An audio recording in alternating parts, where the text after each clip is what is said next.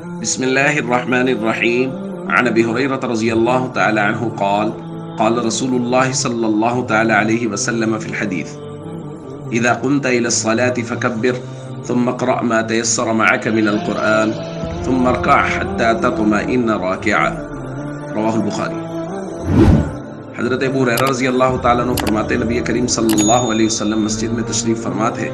فدخل رجل فصلى فسلم علی النبی صلی اللہ علیہ وسلم، ایک آدمی مسجد میں داخل ہوئے، انہوں نے نماز پڑھی اور حضور پر سلام کیا۔ فرد وقال، حضور نے سلام کا جواب دیا اور فرمایا: ارجع فصلی فإنک لم تصلی، واپس جائیے، نماز پڑھیے کیونکہ آپ نے نماز نہیں پڑھی۔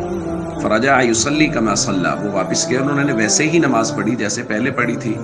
ثم جاء فسلم علی النبی صلی اللہ علیہ وسلم، پھر آئے اور حضور کو سلام کیا تو آپ نے فرمایا: ارجع فصلی فإنک لم تصلی، واپس جائیے، نماز پڑھیے، آپ نے نماز نہیں پڑھی۔ سلاسن یہ معاملہ 3 مرتبہ ہوا، یعنی جو تیسری مرتبہ بھی آیا اور انہوں نے آ کے حضور کو سلام کیا تو آپ نے فرمایا: ارجع فصلی فإنک لم تصلی، واپس جائیے، نماز پڑھیے کیونکہ آپ نے نماز نہیں پڑھی۔ انہوں نے درخواست کی تیسری مرتبہ کے بعد: والذی بعثک بالحق ما احسن غیرہ فعلمنی، یا رسول اللہ میں اس سے بہتر پڑھ نہیں سکتا، مجھے پڑھنی نہیں آتی، آپ مجھے سکھا دیجئے۔ پھر حضور علیہ الصلوۃ والسلام نے وہ فرمایا جو آج ہم نے تلاوت کیا، اذا قمت الی الصلاۃ، حضور طریقہ بیان فرما رہے، فرمایا جب نماز کے لیے کھڑے ہو فکبر، تکبیر کہو، ثم اقرأ ما تیسر معک من القرآن، پھر جو قرآن کا حصہ تمہیں آسانی سے یاد ہے وہ پڑھو، ثم ارکع حتی تطمئن راکعا، پھر فرمایا رکوع کرو یہاں تک کہ مطمئن ہو جاؤ اور مطمئن ہو کے رکوع کرو،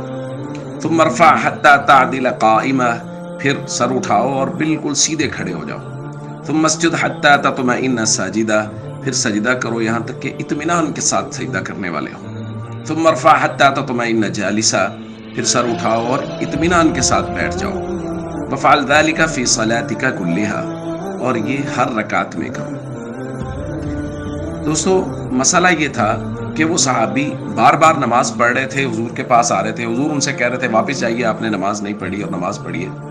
اس ہو یہ رہا تھا کہ وہ تعدیل ارکان کے ساتھ نماز نہیں پڑھ رہے تھے، یعنی وہ جلدی جلدی نماز پڑھ رہے تھے، نہ پورا رکوع ہوا نہ پورا سجدہ ہوا، جلدی سے رکوع گئے، جلدی سے اٹھ گئے، پھر سجدے میں۔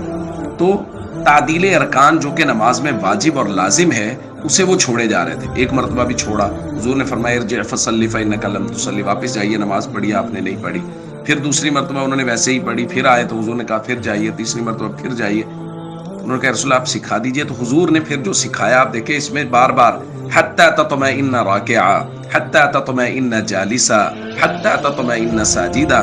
یہ بار بار لفظ اطمینان، تعدیل ارکان، بالکل سکون کے ساتھ، اطمینان کے ساتھ نماز پڑھیں۔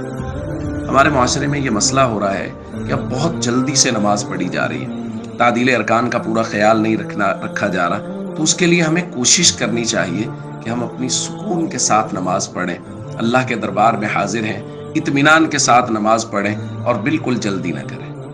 السلام علیکم ورحمۃ اللہ وبرکاتہ۔